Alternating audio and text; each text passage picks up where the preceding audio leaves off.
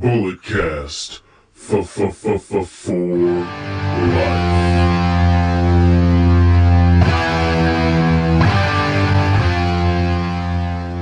Hello, ladies and gentlemen. Welcome to the Bulletcast, sports recreational podcast that is simply just too sweet. I'm your host, the Podfather, Phillip Antoine, and on the other line, I have the Canadian Destroyer, Brandon. And we're going to give you a recap of All Pro Wrestling Kick Rocks that happened last night on St. Patrick's Day in Daly City. Brandon, how's it going? I'm going good. It was a pretty good show. Not the best APW show I've seen, but it had its moments. It was good. All right, let's get into some of the stuff we saw. So, all right, Rick Luxury took on Dave Dutra. Dutra has been away from in-ring competition for 4 years now. How'd you like the match? The match itself was okay. They've been doing a nice job the last couple of APW shows. Dutra's been a referee. He's accidentally screwed over Luxury. Story's been going on for a while because he retired him, and then he comes back and the referee, and as I said, he's kind of screwed over Luxury in a couple matches, and then this led to the match. It was okay for what it was. Dutra's over, and then there's a run-in, if you want to get into that later. Oh, yeah, there was a run-in by Matt Carlos, a former tag team member of Rick Luxury, Pink Ink, I think they were called back in the day. But it was solid for what it was. Like you said, they have been doing a great job with storytelling with Dutra being a referee. Dutra, he's over. He's really over. I enjoy it.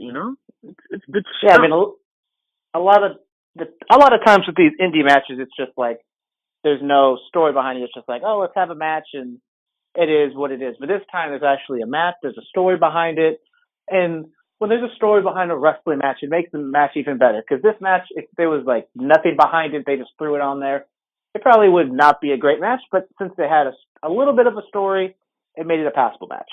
Hey man, the story makes everything better. People don't realize that. All right, Jungle Boy, he's over. He wrestled the Chocolate Poppy last night. Thoughts on that one? This was the opening match. Jungle Boy, as you said, is over, but right now his gimmick is he's kind of the lovable loser. He just comes out there, he loses all the time.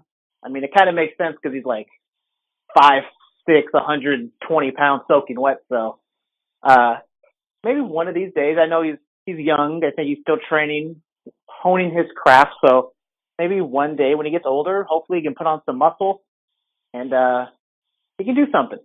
Yeah, this was a really good one. The Chocolate Poppy with a beautiful F5. And, of course, Jungle Boy would go on to kick out, so he had to hit an avalanche F5, a super F5, and he got the win with that. There were some stiff kicks, Those kicks actually connected in that match. So, it was a solid opener. Yeah, it was okay. Most of the matches were just fine, but there was definitely one match was by far the best match of the show. This one was okay. It gets carried by Jungle Boy being super over in the APW crowd, and Chocolate Poppy, that's what his nickname is. Yeah. He was cool. He was so basically just shows up, is the angry guy, so he's the reason why we boo him, and it was fun. Yeah. All right, ladies and gentlemen, we may not be going in order from match to match. We might jump around. So the Classic Connection, Levi Shapiro and Buddy Royal, accompanied by Wrestling with Regrets, Brian Zane, they took on the tag team of Madman Fulton, who was Xavier Fulton in NXT. He was a part of Sanity, and they went up. His tag team partner was Grizzly Cal Jack. This was an interesting one. Classic Connection, kind of the local heroes, but I think they were supposed to be the heels in the match, so not a real clear-cut face-heel dynamic in this one, so it was a little hard to understand the story they were trying to tell. Hey, hold on. We got to talk about that briefcase spot. That was hilarious. So, Levi Shapiro, he's the one with the long hair from the Classic Connection. He had a briefcase in his hand, and he went to go hit Fulton with it, and Fulton ducks like he was supposed to do, and I guess the ropes weren't tight enough, he hit the rope and it didn't bounce back, so he just threw it up and hit himself in the forehead. Yeah, Wrestling with Regret. I think he had his own personal camera guy. He's doing his own story where he's kind of a big deal now, so he's trying to kind of have relationships with all the people he works with. So hopefully that got caught on tape and that can be uploaded on his channel, and maybe it gets featured on Botchamania, because it was not a good spot. He hit the rope, as you said. He just, I don't know what the hell what he was trying to do, because he should have just automatically tried to pull it back and hit him in the head, and then he just kept it on the ropes. And then there was like a second and a half delay. Then he's like, wait a minute, I'm supposed to hit myself in the head. And then he does it, and he looked like an idiot. But it was a funny spot. I don't think it was intended to be that way, but it was entertaining. It was that was something. But Grizzly, Cal Jack, and Fulton, they go over the classic connection. All right, let's get into something that was very, very interesting. A really solid match. Douglas James, Bison Braddock, Jordan Devlin, and Flip Gordon have a fatal four-way. It was solid, really, really nice work. Yeah, it was pretty good. Flip Gordon comes out, does some mic work, telling Jordan Devlin that it's not St. Patrick's Day, it's Rusev Day. Oh, happy Rusev Day, ladies and gentlemen. Happy Rusev Day. I mean, and another funny thing, Douglas James and Bison, they were both down, and Devlin and Gordon, they were both on the top rope, and they were like, hey, what move are you going to hit? No, what move are you going to hit? I thought that was funny. This was kind of like a PWG light match. They kind of just did flips, not a whole lot of selling. Flip Gordon, as the name intends, he did some flips, and he wins the match. It was fun. Yeah, Flip Gordon, too sweet and people, still trying to work his way into the Bullet Club. Hopefully he can make it into All In, because that's going to be a big show and a big payday for him. Yeah, oh man, it really will. But Flip Gordon, he won. So I mean, Flip Gordon's he's a lot smaller in person than I thought he was. Like, he was walking around the show before, and he was just in like jeans and a hat, and I swear I thought he was just a regular dude until I saw him and he had his flip hat on. I was like, wait a minute, that's Flip Gordon. Exactly, yeah. A lot smaller in person. So he looks like he's 5'6" or something. Yeah, but he's pretty tiny. But he's an American hero. It was a good match. Flip Gordon, he can go. I'm really high on Flip Gordon. Flip Gordon getting a nice push from Ring of Honor in New Japan. He won a match over in New Japan. Won against the Triple Threat match at the anniversary. No, not the anniversary show. The Honor Rising shows that they did over there a couple weeks ago. Okay. So, Flip Gordon getting the push, and I think it's well deserved. I think he has a lot of charisma. He's a little green in the ring, but his athleticism picks up, so that kind of shadows it a little bit. He does. I mean, sometimes with the flip-floppy moves like Ospreay and Ricochet, sometimes I feel like it's a little too fake, so it's not my cup of tea. I like more hard-hitting, realistic style, but for what his style is, I think he's pretty good at it. Not the best, but he's pretty good. Yeah, and all right, the comedic match of the night, Shotzi Blackheart teamed up with Swoggle, not Hornswoggle. Shout out Shotzi. We love Shotzi. Oh, I love Shotzi. Shout out to her. She teamed up with Swoggle, not Hornswoggle, but Swoggle, to face Samara and Shamrock. Shamrock was the person in the leprechaun getup. Thoughts on this? Is it like a 2-for-1 deal? Does Hornswoggle always wrestle this Shamrock guy? Because I don't know where this guy came from. It was the match after intermission, so it was just a complete comedy match, as you said. So it was fun for what it was. Hornswoggle he started off, bit some people in the ass, and then Shotzi got the heat for most of the time. Shamrock and the other girl were teaming up on Shotzi, so not a WWE intergender match, a regular indie match where the guys wrestle the girls and vice versa. Yeah, Samara, she was the Indian girl who went up against Shotzi in the match.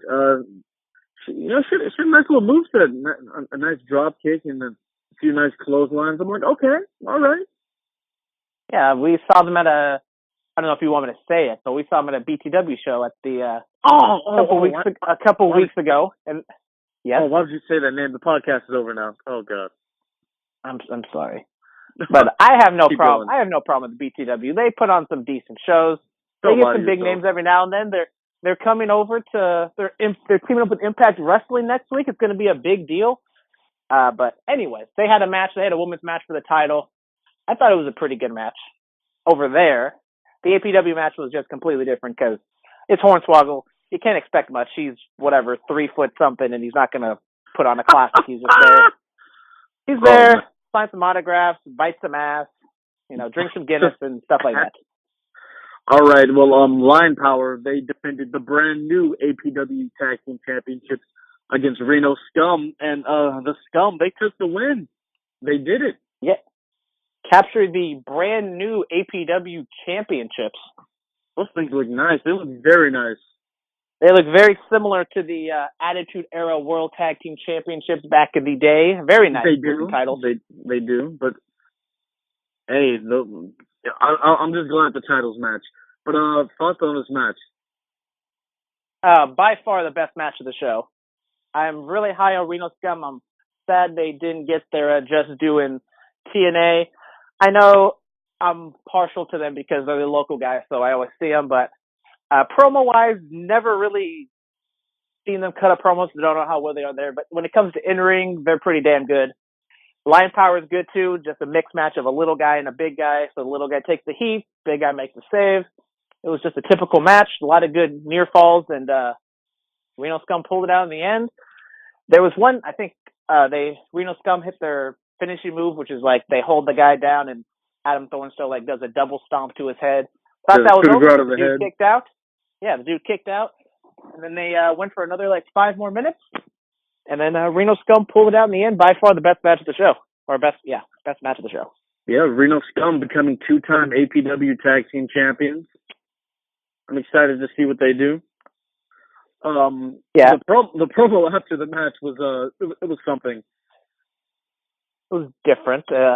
Lester comes out, or doesn't come out, but he cuts a promo and he's seems angry. So I was like, is he cutting a heel promo? I mean, that was kind of the problem with this match. If there was one problem, is there wasn't a clear-cut heel and face dynamic. I think Reno Scum were probably more the heels in the situation, but I mean, they're so over that it doesn't really matter what they do. They're kind of like the Classic Connection. As much as they try to be heels, they're going to get cheered by the crowd. Yeah. All right. Well, but anyways, the promo, he says he does some cuss words and he looks angry, and then he puts the guys over in the end. So it's like, what was the point of that promo? Yeah. All right. One of the main attractions of the night, Nicole Savoy. She was in the Mae Young Classic. She took on Tennille Dashwood, formerly known as Emma. And actually, thoughts about meeting Emma. Let's get into that first. Well, I mean, meeting Emma, she was fine. It was just a nice, quick interaction. A little expensive, $20 for one autograph. Yeah. But that's her first go around on the indie scene. So maybe once she goes around the horn, maybe she comes back to APW. Maybe lowers her prices. I can wish, but yeah, she was nice. I met her at WrestleMania Access back a couple years ago, and she was with Lillian. And I don't know if she just didn't want to be there. It's at least here she's getting paid to be there. For Access, it's just show up. You have to do this. So she probably didn't really want to be there, and then she has to show up and sit there for hours and do stuff. But yeah, she was a lot nicer this time. So that's nice. My first time meeting Tennille, she was really nice. I told her I really enjoyed her work, and she seemed very humbled by it. But getting into the match, it was decent. It was a decent match. The fans. It was okay. It was all right. There were some fans in the crowd saying "suplex her," obviously telling Nicole to suplex Tennille. But how do you feel about Tennille's finisher? The running, was it kick to the face or whatever? This is a nice, like a sliding boot or something. Yeah, this match. I mean, both of them can really work. I like Nicole's work. I love Emma or Tennille's work. I mean, one of the best APW matches I've ever seen was Nicole and I think Brian Cage and somebody else, and then going up against Joey Ryan and Candice LeRae and somebody else in like a mixed 6-person tag. That match was crazy. It was like the opening match, and they just completely stole the show. But Emma, she's had her good matches down in NXT for the most part, not really down in WWE. But it felt like, it was fine. It just kind of, they didn't pick it up and they didn't get to that next gear. It felt like they were stuck in like third gear. They never got to that like crescendo that it was looking for. And maybe it's just because I don't know Emma's moveset as well. It just kind of, I felt like the finish kind of came out of nowhere. But yeah. Yeah, there was a lot of like arm locks or whatever and stuff like that. And then I think people were surprised when Tennille hit that basement sliding boot to Nicole's head. But anyway, it was a fine match. Got to see Emma wrestle live. That was cool. Yeah, I didn't have super high expectations, but I thought it would be a better match just because, especially since this was the semi-main and the main event in terms of like a lot of tag team matches, a lot of multi-man. So this was kind of like the main singles match they had on the show, and I thought they could have done something. And yeah, I don't know. Emma's doing the tour. She went from, I think, Pennsylvania all the way to San Francisco like overnight. So that's always tough to do that. So you don't want to. This isn't PWG. You're not trying to steal the show and hurt yourself. There's only like maybe 500 people there, so no reason to risk it all. Yeah. For the show. All right. Well, the main event of the show, Jacob Fatu, the Big Goose. He defended the APW Worldwide Internet Championship against the God of War, JR Kratos, the Big effing deal, Carl Fredericks, and Sin. Fatu, he would walk away with the strap, retaining it. But thoughts on this match, and how'd you feel? The match was kind of just like a clusterfuck, as I like to say, just because there was 4 guys, 3 big dudes against Carl Fredericks, the little guy in the situation. Shout out to Carl, friend of the podcast. Oh yes. But yeah, a lot of the match was actually outside the ring, which doesn't help, especially when we were on the floor. So it's kind of hard to. It's always hard when it's a 4-person and like 2 of them are on one side, 2 of them on the other side. So you don't know what to look at. So that was kind of confusing. Fatu gets thrown through like the entire section of chairs, and we saw afterwards he had like these black, some sort of necklaces, some sort of like black necklace, and he scraped the basketball court, and there's like 2 big lines of like black chalk that was on the ground. So hopefully that comes out, because I don't think the community center would like that. I really enjoyed the opening of the match where it's Carl Fredericks, he got in the face of Fatu and is like, hey, no, this is about you and me. Forget Kratos and Sin. This is about you and I, because of course Fatu took the title off of Carl Fredericks at the Cow Palace. And then Kratos says, hey, no, man, I'm in the match too. Fredericks slaps Kratos. Kratos gives him a nice clothesline, and then we start getting into something. Carl Fredericks with a beautiful tope con hilo over the ring post onto Sin and Jacob Fatu. Just some really solid stuff. Yeah, all 4 of them are kind of the top guys in the company. Of course, Jeff Carr, being the Universal Champion, is the top dog, or the big dog, as WWE likes to say. But I like all of them. All of them are different in their own way. They all have their own different style. They meshed sort of well. They kind of paired off with Sin and Kratos doing their own thing. We can get into it, but they had a little storyline after the match, and then, of course, Fredericks and Fatu having a match at the Cow Palace a couple months ago for the title. So, I would have liked it better. I always like single matches better. So, if they had just paired both of them off in a singles match, I would have liked that a lot better. But, I've said this in the past on other APW shows. I'm very high on Jacob Fatu. He's a great guy. He's kind of like a mix of Umaga and the Usos, basically, because he can fly, but you like somebody from the NY Wrestling Dynasty? You like Roman Cousin? What? I like the Usos. The Usos are like my favorite tag team in WWE right now. Yeah. No, but with the match, Fredericks with the beautiful swanton on Sin didn't get the job done. And then the Big Goose hops up there, hits his moonsault, retains the straps. We don't go home. Well, we do go home happy, but after the match, Sin was talking about the referee, and the ref was making some mistakes in that one. Yeah, Sparky Anderson wasn't there, the head referee, and that's what happens when Sparky isn't there. Yeah, Anyway, Sin was talking to the referee about how he made mistakes. He hopped on the mic, and then some fan. I don't know if he was a plant. I don't know if it was a shoot. The dude was like, "Hey, yo, man, shut the f up." And then Sin walks over there, "Hey, now, like, what's up, bro? You want to do this?" I was like, "Oh, what?" And like the dude was like standing like kind of in front of me. I'm like, "Hey, yo, what's about to go down right now?" And then of course, Kratos comes in and attacks Sin, and they have to get broken up. So I don't know what was going on there. It was kind of confusing.